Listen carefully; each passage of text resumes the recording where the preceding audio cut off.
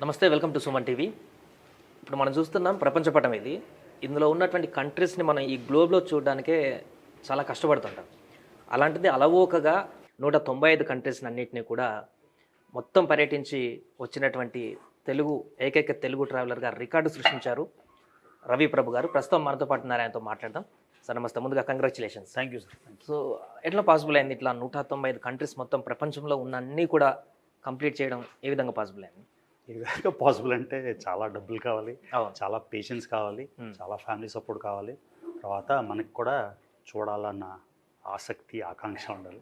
ఇవన్నీ కలిస్తే possible. ఎంత టైం తీసుకున్నారు ఇదంతా మొత్తం కంప్లీట్ చేయడానికి? సో ఇక్కడ ఇంపార్టెంట్ ఎందుకు చెప్పాలంటే ఓన్లీ ట్రావెల్ నా కెరియర్ కాదు. ఓకే. సో మన ఫుల్ టైం కెరియర్ని బ్యాలెన్స్ చేస్తూ చదువు కంప్లీట్ చేసి ఒక జాబ్ చేస్తూ ఫ్యామిలీ నాకు అంటే చాలామంది మీరు ట్రావెలర్స్ చూస్తే వాళ్ళు సింగిల్ ఉంటారు, బ్యాక్ ప్యాకర్ వేసుకుని తిరుగుతుంటారు.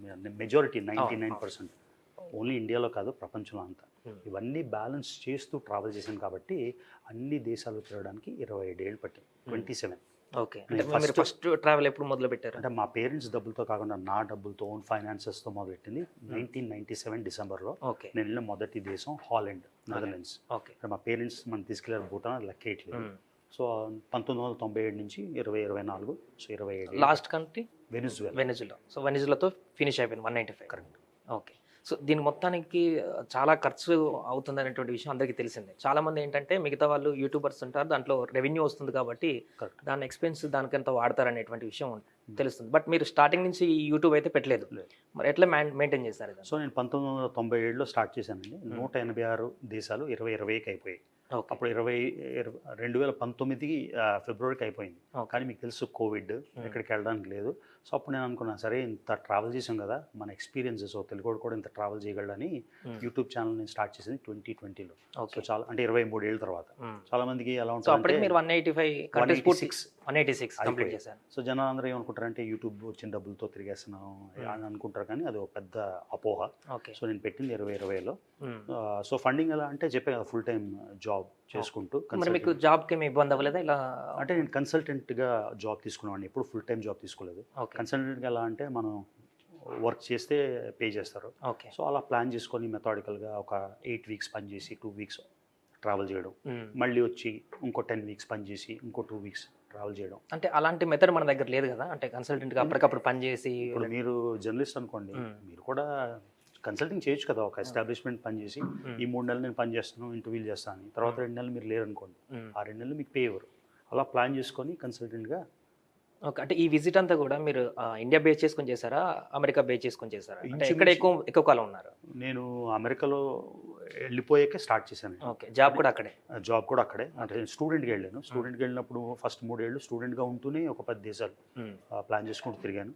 సో మెజారిటీ అంటే ఇంచుమించుగా 100 దేశాలు ఇండియన్ పాస్పోర్ట్. ఆ తర్వాత అమెరికన్ పాస్పోర్ట్ వచ్చింది.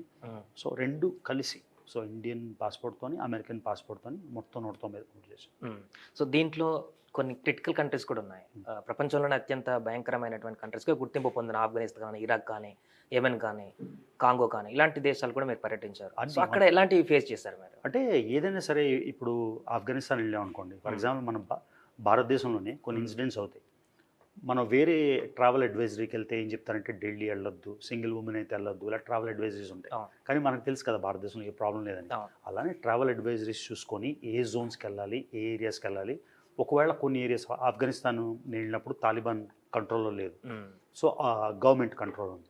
అప్పుడు ఆఫ్ఘనిస్తాన్ 2019లోని తాలిబాన్ వాళ్ళు అంటే టెర్రరిస్ట్లా ఎప్పుడు బాంబ్ బ్లాస్ట్లు అవుతాయో ఏమవుతాయో తెలియదు. సో నేను వెళ్ళినప్పుడు ఆఫ్ఘనిస్తాన్ చాలా చాలా చాలా రిస్కీ టైం. నేను వెళ్ళిన రోజే 12 మంది చనిపోయారు ఏదో బాంబ్ బ్లాస్ట్ అయ్యి. సో అలాంటప్పుడు లోకల్ సపోర్ట్ తీసుకొని ఏ ఏరియాస్కి వెళ్ళొచ్చు, ఏ ఏరియాస్కి వెళ్ళకూడదు, కొంచెం లోకల్ సెక్యూరిటీ ఇలా పెట్టుకొని, ఇలా అంటే మీరు మెథాడికల్గా ప్లాన్ చేసుకొని. ఇప్పుడు సిరియాలో కూడా వార్ టౌన్, తర్వాత అలెప్పో అండ్ హామ్స్ వెళ్ళినప్పుడు ఐసిస్ అక్కడే మెయిన్ సెంటర్ అన్నమాట. కానీ అప్పుడే ఐసిస్ వెళ్ళిపోయింది, చాలామంది పక్కకి అటు ఇటు వెళ్ళిపోయారు. సో ఏ ట్రావెల్ అయినా కూడా చాలా రిస్క్ ఉంటుంది. ప్లాన్ చేసుకొని కొంచెం రిస్క్ ఎలిమెంట్ అయితే ఉంటుంది ఎప్పటికైనా. ఎంత ప్లాన్ చేసుకున్నా ద ఫ్యాక్టర్ ఆఫ్ అన్నోన్ ఉంటుంది కదా, అన్నీ అంటే ఈ ప్రపంచ పర్యటన అనేది జనరల్గా మనం సినిమాలోనే చూస్తుంటాం, ప్రపంచ యాత్రికుడు అని చెప్పేసి. సో ఇలా మొత్తానికి కంప్లీట్ చేశారా? అంటే మీ యొక్క ఆత్మ సంతృప్తి కోసం ఇది చేపట్టారా? లేకుంటే ఏ ఇంటెన్షన్‌తో దీన్ని మొదలుపెట్టారు? మీరు చెప్పింది ఒక అంటే ఏదైనా చేయలేము అనుకున్న టాస్క్ని చేస్తే ఆ థ్రిల్ వేరు కదా. ఆల్రెడీ ఇప్పుడు ఫర్ ఎగ్జాంపుల్ పక్కూరు విశాఖపట్నం వెళ్తాం అని అనుకుంటాం, అది పెద్ద థ్రిల్ ఉండదు. సో అలా ప్రతిసారి ఒక ఛాలెంజ్ అయిపోయాక ఇంకో ఛాలెంజ్ అంటే ఇరాన్ వెళ్ళినప్పుడు ఇరాన్ ఇంపాసిబుల్ అనుకున్నాను, నేను ఇరాన్ వెళ్ళిపోయాను. తర్వాత సిరియా ఇంపాసిబుల్ అనుకున్నాను, సిరియా అయిపోయింది. సో నెక్స్ట్ అలా కొంచెం మొమెంటమ్, థ్రిల్, అడ్వెంచర్ ఉంటుంది కదా. సో మీ ఆత్మసంతృప్తి అన్ని కంట్రీస్కి వీసా అంత ఈజీగా దొరికేటువంటి పరిస్థితి ఉండదు. మీకు పెద్ద డిఫికల్ట్గా మారినటువంటి కంట్రీ ఏంటి ఈ ప్రాసెస్లో? వెనిజువేలా లాస్ట్ కంట్రీనే. ఓకే. ఇంచుమించుగా 6 నెలలు పట్టింది, 3 ఇంటర్వ్యూలు. అమెరికాలో ఎంబసీ లేదు, సో మెక్సికో వెళ్ళి అక్కడ అప్లై చేసుకొని వాళ్ళు అప్రూవ్ చేశాక మళ్ళీ ఇంకో ఇంటర్వ్యూకి వెళ్ళి మళ్ళీ లాస్ట్ స్టాంప్ వేసుకోవడానికి ఇంకో ఇంటర్వ్యూ. ఇలా లిబియాలో కూడా నాకు తుర్క్మెనిస్తాన్ అనే కంట్రీ 2010లో నాకు వీసా ఇవ్వలేదు. వీసా ఇవ్వకపోతే అందరూ నార్త్ కొరియా కష్టం అనుకుంటారు, కానీ తుర్క్మెనిస్తాన్ ఈ కంట్రీకి వీసా దొరకడం కష్టం. ఎందుకు ఇస్తారో ఎందుకు ఎవరో తెలియదు. సో నాది రిజెక్ట్ అయిపోయింది. నాలాగే రిజెక్ట్ అయిన 10 మంది మేము అందరం కలిసి ఒక గ్రూప్ ట్రావెల్లా చేస్తామని ఒక ఆయన ఆర్గనైజ్ చేశాడు. మా అందరికి వచ్చింది, ఆయనకి రాలేదు. సో ఆయన అయితే మొత్తానికి 194 దగ్గర ఆగిపోయాడు. 10 సార్లు రిజెక్ట్ అయింది తుర్క్మెనిస్తాన్ వీసా. సో ఇంకెప్పటికీ రాదు. ఇప్పుడు ఇన్ని దేశాల్లో మీరు చాలా పేద దేశాలను చూసుంటారు, చాలా పబ్లిక్ని చూసుంటారు, రిచ్ కంట్రీని చూసారు, అన్ని చూస్తున్నారు. మీకు ఓవరాల్గా మొత్తానికి చూసిన తర్వాత ఏమనిపిస్తుంది అంటే ప్రజల్లో ఉండేటువంటి తారతమ్యతలు ఏ విధంగా ఉన్నాయటువంటి విషయానికి ఒక కంక్లూజన్కి వచ్చారా అక్కడ ఉన్నటువంటి అట్మాస్ఫియర్ని చూసిన తర్వాత? అంటే ప్రపంచంలోని ఇప్పుడు నేను అమెరికాలో ఉంటున్నాను, suppose to be number 1 country ఎకనామికల్గా, 21 ట్రిలియన్ ఎకానమీ, కానీ అక్కడ కూడా పేదోళ్ళు ఉంటారు కదా. సో పేదోళ్ళు ఉండేది, రిచ్ ఉండేది, స్కేల్స్ డిఫరెంట్ ఉంటాయి. అంటే అతి పేదరికం, కొంతమందికి తిండి దొరకడానికి, తిండి కూడా తినడానికి దొరకదు. కొన్ని దేశాల్లో తిండి దొరుకుతుంది కానీ ఆ పేదరికం వేరు. సో డిఫరెంట్ కేటగిరీస్ ఆఫ్ పేదరికం. ఇప్పుడు ఫర్ ఎగ్జాంపుల్ మీరు ధారావి ఇస్లాం వెళ్తే, ఆ ధారావి ఇస్లాంలోని 5 లక్షలు 10 లక్షలు సంపాదించే వాళ్ళు కూడా ఉంటారు. చిన్న ఉండి మీరు చూసే కండిషన్స్ అయితే మన దృష్టిలో అది పేదరికం అనిపిస్తుంది. So different scales of poverty. ముఖ్యంగా ఆఫ్రికా కంట్రీస్లో ఎలాంటి అనుభవాలను మీరు ఎక్స్పీరియన్స్ చేశారు? ఆఫ్రికా ఎందుకంటే అక్కడ ఎక్కువ పేదరికం ఫేస్ చేసేటువంటి కంట్రీస్ ఉంటాయి కాబట్టి. అలానేదండి. ఇప్పుడు మీకు ఇదే ఎగ్జాంపుల్ చెప్తున్నాను. ఇప్పుడు మీరు ముంబై వెళ్తే ల్యాండ్ అయినప్పుడు ఏ విమానం ల్యాండ్ అయినా మీరు మొత్తం స్లమ్స్ చూస్తారు, ధారావి స్లమ్స్. ఆ పక్కనే పెద్ద పెద్ద స్కై స్క్రేపర్స్ ఉంటాయి మన దేశంలోనే. ఇలానే అన్ని దేశాల్లో కూడా, ఆఫ్రికాలో కూడా నాకు ప్రైవేట్ ఏరోప్లేన్స్ ఉన్నవాళ్ళు ఫ్రెండ్స్ ఉన్నారు. తినడానికి కూడా తిండి లేని వాళ్ళు కూడా ఉన్నారు. సో ఈ తారతమ్యం ప్రతి దేశంలోనే ఉంటుంది. సో ఆఫ్రికాలో 54 దేశాలు ఉన్నాయి, 54 డిఫరెంట్ ఎక్స్పీరియన్సెస్. ఈస్ట్ ఆఫ్రికా ఒకలా ఉంటుంది, వెస్ట్ ఆఫ్రికా ఒకలా ఉంటుంది, సౌత్ ఆఫ్రికా ఒకలా ఉంటుంది. కాబట్టి ఈ రిచ్ అండ్ పూర్ డిఫరెన్స్ అయితే pretty much similar ఇండియా లాగా. సో మీరు పాకిస్తాన్ పర్యటన కూడా చేశారు. ఆ టైంలో ఎట్లా అనిపించింది? ఎన్నిసార్లు? 3 సార్లు. 3 సార్లు వెళ్ళారా? సో అంటే ఆ 3 సార్లు వెళ్ళినప్పుడు ఒకే రకమైనటువంటి పర్మిషన్స్ ఉన్నాయా, లేకుంటే డిఫరెంట్ ఏమైనా ఫేస్ చేస్తారా? అంటే ఫస్ట్ టైం వెళ్ళినప్పుడు చాలా భయంగా వెళ్ళాం. ఎందుకంటే మన ఫ్రెండ్సే అరే ఎందుకు వెళ్తున్నాం, వెళ్తే శవం వస్తుంది, రిటర్న్ అలా భయపెట్టేస్తారు కదా. ఓకే. కాకపోతే బై త్రూ రోడ్డా లేకుంటే ఎలా వెళ్ళారు? వాగా బార్డర్ దాటుకొని, అమృత్సర్ దగ్గర అందరూ వాగా సర్మనీ చేస్తారు, కానీ గేట్ దాటి ఎవరు వెళ్ళరు. ఆ గేట్ దాటుకొని వెళ్ళాను. దానికి పర్మిషన్ ఉంటుందా? వీసా తీసుకున్నా. పాకిస్తాన్ వీసా తీసుకుంటే కొంతమందికి లిమిటెడ్ అప్రూవల్ వీసా వస్తుంది, కొంతమందికి. సో మీకు ఒకటి చెప్తాను, 98% పాకిస్తానీస్ కంటే కూడా నేను ఎక్కువ పాకిస్తాన్ చూసాను. పాకిస్తాన్లో అన్ని ప్రావిన్సెస్, అన్ని స్టేట్స్ చూసేసాను, ఇంక్లూడింగ్ బలూచిస్తాన్ ఏమో ఆర్మీ కంట్రోల్లో ఉంది. సో అక్కడికి యూజువల్గా అలౌ చేయరు. అక్కడ హింగ్లారాజ్ అని ఒక శక్తిపీఠం, అమ్మవారి శక్తిపీఠం, అక్కడికి నాకు తెలిసి ఎవరు వెళ్ళలేదు. అంటే అక్కడ ఫ్యామిలీ లింక్స్ ఉంటాయి. కానీ నేను అక్కడికి కూడా పాకిస్తాన్ ఆర్మీ వాళ్ళు నన్ను అకంపెనీ చేస్తే దానికి కూడా రీసెంట్గా వెళ్ళి ఆ వీడియో డీటెయిల్గా ఉంది. ఆ తర్వాత POK మన మ్యాప్లో చూస్తాం, జమ్మూ కాశ్మీర్, అది పాకిస్తాన్ ఆక్యుపైడ్ కాశ్మీర్ అంటాం, అందులో కూడా ఎండ్ టు ఎండ్ చూసేసాను. సో ఫస్ట్ టైం వెళ్ళాక కొంచెం భయం ఉండేది కొత్తలో. ఆ ఫస్ట్ ఎక్స్పీరియన్స్ అయిపోయాక నేను 11 రోజులు ఉన్నా. అప్పుడు తెలిసింది పర్వాలేదు ట్రావెల్ చేసేద్దామని. ప్లస్ మనం బ్లాగర్ అన్నప్పుడు, ఇంత ట్రావెల్ చేసామన్నప్పుడు ఆటోమేటిక్గా 3 సార్లు వెళ్ళాలి పాకిస్తాన్కి. సో మీరు బ్లాగర్గా స్టార్ట్ చేసింది 3.5 years మాత్రమే. కరెక్ట్. అంటే ఈ 3 సార్లు కూడా బ్లాగర్గానే వెళ్ళారా? ఫస్ట్ టైం వెళ్ళినప్పుడు బ్లాగర్కి వెళ్ళాను, కానీ ఆ వీడియోలు ఉంటాయి కదా మన దగ్గర తీసుకుని నా మెమరీ కోసం. ఆ నెక్స్ట్ 2 సార్లు, ఫస్ట్ టైం అయితే 2019లో వెళ్ళిన పాకిస్తాన్, కానీ 2020 ఆగస్ట్లో ఇది పెట్టాం కదా. రెండోసారి అయితే కలష్ వ్యాలీ అని ఉంది, అది అలెగ్జాండర్ టైమ్స్ నుంచి రిగ్వేద హిందూస్ ఉంటారు అక్కడ, కేవలం 1200 మంది ఉన్నారు. అక్కడికి ఎవరు చెప్పారు వెళ్ళడం ఇంపాసిబుల్ అని. సో అది ఒక మిషన్గా పెట్టుకొని అక్కడికి కూడా వెళ్ళి సెకండ్ టైం. థర్డ్ టైం ఏమో బలూచిస్తాన్ వెళ్ళి వచ్చాను. ఇంకా 4సారి కూడా ప్లాన్ ఉంది. శారదా పీఠ్ అని ఉంది, ఓకే. అది LOCకి 5 కిలోమీటర్ దూరంలో. అక్కడికి పర్మిషన్ ఇవ్వలేదు లాస్ట్ టైం, ఇవ్వలేదు కాబట్టి ఇంకా కసి ఇప్పుడు పెరిగింది. 195 దేశాలు తిరిగినారు మొత్తం ప్రపంచంలో, అన్ని కంప్లీట్ అన్నట్టు అనుకోవచ్చా? ఎందుకంటే ఈ నిత్యానందది ఏదో కంట్రీ ఉందని చెప్పేసి అది అంటున్నారు. అక్కడికి రికగ్నైజ్ వెళ్ళి కంట్రీ. ఇప్పుడు ఎలా అంటే ఐక్యరాజ్య సమితి గుర్తించకపోయినప్పటికీ కూడా అదొకటి ఉందని చెప్తున్నారు. అలాంటి ఐరాస్లో కంట్రీలు కూడా అంటే కనిపిస్తుంది. 245 ఎన్నో ఉన్నాయి. ఓకే. సీలాండ్ అని ఒక చిన్న బ్రిడ్జ్ లా ఉంది, అదొక కంట్రీ అంటారు. అలా కైలాష్ అది. సో బట్ మనం లెక్కేసేది ఏంటంటే 193 యునైటెడ్ నేషన్స్ దేశాలు, 2 అబ్జర్వర్ స్టేట్స్, పాలస్తీన్, వాటికన్, తర్వాత తైవాన్ అండ్ కొసోవో కలిపితే 197 అయింది. సో ప్రతి దేశం అలా అనుకుంటే ఆ లెక్కలో నేను 205 వెళ్ళాను, 243 అనుకుంటా. సో నేను 195 ఫస్ట్ కంప్లీట్ చేసి రికగ్నైజ్ కంట్రీస్. రేపు వచ్చి మీరు మీ ఇల్లే ఒక దేశం అనుకుంటే రికగ్నిషన్ ఉండాలి కదా. సో కైలాస కూడా ప్లాన్ ఉంది, తప్పకుండా వెళ్తాం. సో ఇప్పుడు మరలా ఈ మొత్తానికి స్టాప్ చేసినట్టనా ఈ ప్రపంచ పర్యటన ఇంకా కొనసాగుతుందా? లేదండి, ఏదో నేను 195 గోల్ కోసమే కంప్లీట్ చేయలేదు. అలా చేసుంటే 10 ఏళ్ళలోనే చేసేవాడిని. కానీ ఎన్నోసార్లు వెళ్ళిన దేశమే, ఇప్పుడు పాకిస్తానే 3 సార్లు వెళ్ళానని చెప్పాను. ఇటలీ కానీ, ఫ్రాన్స్ కానీ, బ్రెజిల్ కానీ 10 సార్లు దాటి వెళ్ళాను. సో ఇండియాలో మధ్యలో ఒక 50 సార్లు 100 సార్లు వచ్చి ఉంటాం కదా. సో ఓన్లీ 195 చేయాలి అనుకుంటే 10 ఏళ్ళు అయిపోయేదేమో. కానీ అది కాదు కదా, అన్నీ చూడాలి, రకరకాల ప్లేసెస్ చూడాలి.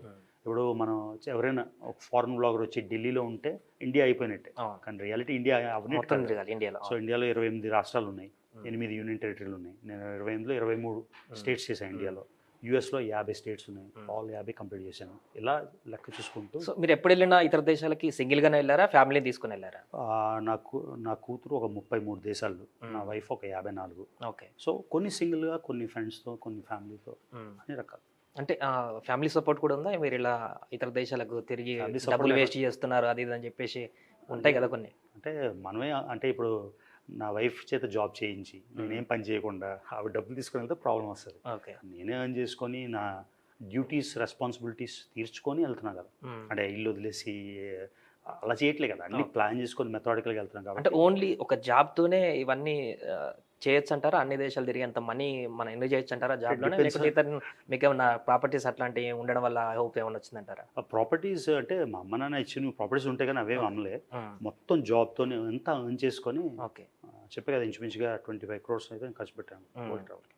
ఇప్పుడు చాలా మంది వ్లాగర్స్ ఉన్నారు, తిరుగుతున్నారు అన్ని దేశాలు కూడా. ఇలాగ ఇంకా 195 వరకు కంప్లీట్ చేయలేదు కానీ చాలా మంది తిరుగుతున్నారు. వారు కూడా మాక్సిమం మీరు అన్నట్టు సింగిల్గా ఉండుంటారు. సో వాళ్ళకి మీకు డిఫరెన్స్ ఏంటి?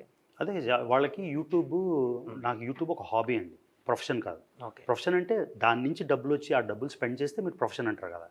సో నాకైతే అది ప్రొఫెషన్ కాదు, ఎందుకంటే నాకు ఫుల్ టైం కెరియర్ ఉంది కాబట్టి. వాళ్ళంటే ఫ్యామిలీ లేకుండా, జాబ్ చేయకుండా, ఉన్న జాబ్ క్విట్ చేసి ఇదే ఫుల్ టైం ప్యాషన్గా పెట్టుకున్నారు కదా. నాకు వాళ్ళకి ఏం తేడా అంటే, నేను యూట్యూబ్ మీద డిపెండెంట్గా కాదు. మళ్ళీ మీకు చెప్తున్నాను కదా, 1997 నుంచి ట్రావెల్ చేస్తున్నాను. నేను ఛానల్ పెట్టింది 20 అంటే 23 ఏళ్ళు కదా, ఇది 3.5 ఏళ్ళే. సో మరి ఇప్పుడు మీకున్నటువంటి సబ్స్క్రైబర్లు కానీ, వ్యూవర్స్ అందరికి కానీ, వాళ్ళు చూస్తుంది ఒక 3.5 years నుంచి మొత్తం 195 కంట్రీస్కి సంబంధించిన వీడియోస్ అన్ని మీరు పెట్టడం జరిగిందా మీ ఫాలోవర్స్కి? సో చాలా ఇంపార్టెంట్ క్వశ్చన్, చాలా మంది అదే అడుగుతారు. నీ యూట్యూబ్లోని ఓన్లీ 50 ఉన్నాయి, నువ్వు 195 ఎలా వెళ్ళావు? ఇప్పుడు నేను మీ 10th క్లాస్ సర్టిఫికేట్ చూడలేదు, మీ 10th పాస్ అవ్వలేదు నేను అనలేం కదా. సో అలా అని అప్పుడు 1997లో యూట్యూబ్ అనే ఫారం లేదు.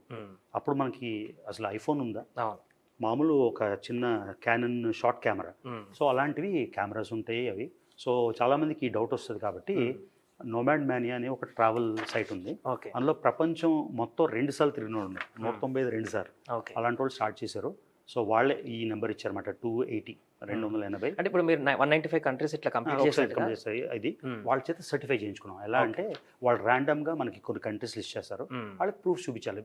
పాస్పోర్ట్ స్టాంప్ అంటే ఏదో స్టాంప్, అవుట్ సైడ్ అక్కడ ఉన్నట్టు అలా చేసి సర్టిఫైడ్ ఆల్సో, ఈ డౌట్ లేకుండా. సో అది సర్టిఫైడ్ ఉంది కాబట్టి ఇంకా ఎలాంటి ఇబ్బంది లేకుండా.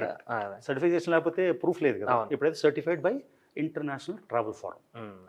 సో ఇప్పుడు ఫైనల్గా ఇన్ని కంట్రీస్ కంప్లీట్ చేసినటువంటి సందర్భంలో మీకు ఆత్మసంతృప్తి పూర్తిగా కలిగినట్టేనా? ఆబ్వియస్గా అంతే కదా. అంటే యంగర్స్కి ఏం సలహా ఇస్తారు ఎవరైనా ఇట్లా ట్రావెలింగ్ చేద్దాం అనుకున్నారు? సో ట్రావెలింగ్ అనేది నాది కూడా చాలా పెద్ద ప్యాషన్. మనం చాలామంది ఏం చేస్తామంటే ట్రావెలింగ్ ఒక ఫుల్ టైం ప్రొఫెషన్గా పెట్టుకుంటాం. నా ఉద్దేశంలో ఏంటంటే, యూట్యూబ్లో ఒకరోజు వ్యూస్ వస్తే ఒకరోజు రావు, మీకే తెలుసు. సో అంటే ప్రతి కొన్నిటికి మిలియన్స్ ఉంటాయి, కొన్నిటికి 100 వ్యూస్ ఉంటాయి. సో అది ప్రైమరీ కెరియర్ చేసుకోకుండా అది ఒక హాబీలా పెట్టుకొని మీ స్టడీస్ని, మీ కెరియర్ని పక్కన పెట్టకుండా అది ఫస్ట్ కాన్సన్ట్రేట్ చేయండి. ఎవరికో చాలా వ్యూస్ వస్తున్నాయి, చాలా డబ్బులు సంపాదించేస్తున్నారు కాబట్టి ఆయన చూసేసి మీరు ఉద్యోగం మానేసి చదువు మానేసి YouTube career, Instagram short term journey కాకుండా మీలా లాంగ్ టర్మ్ లో ఎప్పటికైనా కంప్లీట్ చేసేటువంటి విధంగా. నాకు ఇంతకుముందు మిలియన్స్ లో వ్యూస్ వచ్చేవి, ఆ తర్వాత ఇప్పుడు రోజుకి ఓన్లీ 1,00,000-1,50,000 వ్యూస్ వస్తాయి. కానీ నాకేం తేడా వచ్చింది లైఫ్ లో. సో ఇప్పుడు మీకు ఎర్నింగ్ బాగానే ఉందా మీ యొక్క ఛానల్లో ఛానల్ ఎర్నింగ్ అంటే స్టార్ట్ చేసిన తర్వాత? ఆబ్వియస్ గా కొన్ని నెలలు 15 lakhs కూడా వచ్చేది, ఓకే. కొన్ని నెలలు ఓన్లీ 2-3 lakhs వస్తుంది. కానీ దానికి నాకు సంబంధం లేదు కదా, ఎందుకంటే నా ఫుల్ టైం కెరియర్ ఉంది కాబట్టి, నేను యూట్యూబ్ మనీ మీద డిపెండ్ అవ్వట్లేదు కాబట్టి మేక్స్ నో డిఫరెన్స్. సో ఇప్పుడు మీ పేరెంట్స్ ఏమన్నా ఇక్కడికి వచ్చారా? మా పేరెంట్స్ ఇక్కడే ఉంటారు, విశాఖపట్నంలో ఉంటారు. వాళ్ళు అమెరికా వచ్చిపోతుంటారు. సో లాస్ట్ ఒక 8 months బ్యాక్, సో ఇప్పుడు వైజాగ్లో ఉన్నారు. సో ఈ వెనిజులా లాస్ట్ ఎప్పుడు కంప్లీట్ చేస్తారు ఇది కొన్ని వారాలు అయిపోయింది. ఓకే. సో అక్కడ ఎన్ని రోజులకు ట్రిప్ ప్లాన్ చేసుకున్నారు? ఎన్ని రోజులు? మొత్తం 9 days. నాకు వీసా 3 monthsకి మల్టిపుల్ ఎంట్రీ ఇచ్చారు. ఇప్పుడు వెనిజులాలోనే తగలబడిపోతుంది, చాలా ఘోరమైన పరిస్థితిలో ఉంది. లక్కీగా నా ట్రిప్ అయితే అయిపోయింది. నేను మొత్తం 9 days ఉన్నాను. ఇప్పుడు ఇజ్రాయెల్ కానీ, పాలస్తీనా కానీ, ఇప్పుడు రష్యా కానీ, ఉక్రెయిన్ కానీ ఇలాంటి ఇష్యూస్ జరుగుతున్నట్టు కంట్రీలో ఏ టైంలో మీరు విజిట్ చేశారు? నేను ఇజ్రాయెల్ 6 సార్లు వెళ్ళానండి. ఓకే. నా ఫస్ట్ విజిట్ 2006. ఇజ్రాయెల్లోని northern most city Netanya, southern most city Eilat, మొత్తం అన్ని ఊర్లు చూసాను. మళ్ళీ చెప్తాను కదా, ఇజ్రాయెల్ కూడా చూసి ఉండరేమో, అలాంటిది పాలస్తీన్లో కూడా రామల్లా, హెబ్రాన్, జెరికో, వెస్ట్ బ్యాంక్ అంతా. గాజా వెళ్ళలేదు, ఎందుకంటే ఆ పర్మిషన్ లేదు నేను ప్రతిసారి. సో ఇజ్రాయెల్లోని పాలస్తీన్లో ఆల్మోస్ట్ అన్ని ఊర్లు అని చెప్పలేం కానీ మెజారిటీ చూసి. సో ఉక్రెయిన్కి ఏ టైంలో వెళ్ళారు? యుక్రెయిన్ నేను ఒకసారి వెళ్ళాను, అప్పుడు వార్ లేదు. ఓకే. నాకు గుర్తులేదు, 2009-2010 గుర్తులేదు కరెక్ట్గా, కాకపోతే అప్పుడైతే వార్ లేదు. సో ఫైనల్గా ఒక్కటి లాస్ట్ వాడి కింద ఇప్పుడున్నటువంటి జనరేషన్కి ఒక ట్రావెలర్గా మీరు ఇచ్చేటువంటి సజెషన్ ఏంటి? ట్రావెల్కి ఇంట్రెస్ట్ ఉన్నటువంటి వారికి. ట్రావెల్కి ఇంట్రెస్ట్ ఉన్నవాళ్ళు నేను చేయగలిగాను కాబట్టి, ఎవరైనా అంటారు అందరూ ఇదే అడుగుతారు, నీ దగ్గర డబ్బులు ఉన్నాయి కాబట్టి నువ్వు వెళ్ళావని. డబ్బులు ఉన్నాయంటే నేను సంపాదించుకున్నాను కదా. సో ఎందుకంటే నేను చదువుకొని కెరియర్ ఫామ్ చేసుకొని, ఇది ప్రైమరీ గోల్. నాకు ట్రావెల్ అంటే ఇష్టం, నాకు జాబ్ చేయడం ఇష్టం లేదు. కానీ మరి ట్రావెల్ చేయాలంటే డబ్బులు రావాలి కదా. సో అందుకని అలాగే నేను చేయగలిగాను కాబట్టి, నేను కూడా మిడిల్ క్లాస్ ఫ్యామిలీలో వైజాగ్లో పెరిగి, వైజాగ్లో ఏవిఎన్ కాలేజ్లో చదివి, ఇక్కడ సెంట్రల్ యూనివర్సిటీ ఆఫ్ హైదరాబాద్లో నేను మాస్టర్స్ చేశాను పొలిటికల్ సైన్స్. సో నేను చేయగలిగాను కాబట్టి anybody can do it, provided మీకు ఆ తపన ఉంటే, ఆ గోల్ ఉంటే, ఆ జీల్ ఉంటే ఎవరైనా చేయొచ్చు. అన్ని కంట్రీస్ ఫ్లైట్ జర్నీలో వెళ్ళారా లేకుంటే? అన్ని కంట్రీస్ అంటే కొన్ని కంట్రీస్ ఫ్లైట్ జర్నీలో. ఫర్ ఎగ్జాంపుల్ ఇండియా నుంచి పాకిస్తాన్ అది బై రోడే కదా. ఓకే. కొన్ని బోటింగ్లో కూడా వెళ్ళేటువంటి ఆప్షన్ ఏమైనా ఉన్నాయా? కొన్ని బోట్లతో షిప్లోని కెరీబియన్, మీరు వెస్ట్ ఇండీస్ అంటారు కదా, వెస్ట్ ఇండీస్లోనూ ఇంచుమించుగా 10 దేశాలు ఉన్నాయి. సెయింట్ లూషియా అని ఇలా 10 అవేమో షిప్ లైన్. ఓకే. సో దానికి కూడా సేమ్ ప్రాసెస్ ఉంటుందా? ఈ ఫ్లైట్లో వెళ్ళే జర్నీ దానికి దీనికి? ఫ్లైట్లో కూడా వెళ్ళొచ్చు. ఫ్లైట్లో వెళ్తే కొంచెం కన్వీనియంట్ కాదు, ప్రతి కంట్రీకి హాప్ అవ్వాలి కదా. అదే షిప్లో క్రూజ్ పెట్టినారు అనుకోండి, 10 daysలోని వాళ్ళు ప్రతిరోజు యాంకర్ చేస్తారు, అక్కడ 1 or 2 days మీరు స్పెండ్ చేసి నెక్స్ట్ కంట్రీకి. సో కన్వీనియన్స్ కూడా ఇంపార్టెంట్ కదా, మన టైం ఫ్యాక్టర్ చూసుకోవాలి, డబ్బులు చూసుకోవాలి, కన్వీనియన్స్ కూడా చూసుకోవాలి. రైట్. అండ్ థ్యాంక్ యూ గారు. సో మొత్తానికి అది 195 కంట్రీస్ని కంప్లీట్ చేసినటువంటి తెలుగు ట్రావెలర్గా రికార్డులకు ఎక్కారు. సర్టిఫైటెడ్గా కూడా ఆయన ఇప్పుడు నమోదయ్యారు. 195 కంట్రీస్ని ప్రపంచవ్యాప్తంగా కంప్లీట్ చేయడం అంటే అదంత ఇంపాసిబుల్ టాస్క్ అని చెప్పొచ్చు. దాన్ని కంప్లీట్ చేసి ఆయనే ఒక తెలుగు ట్రావెలర్గా ఖ్యాతిని గడించినటువంటి పరిస్థితి.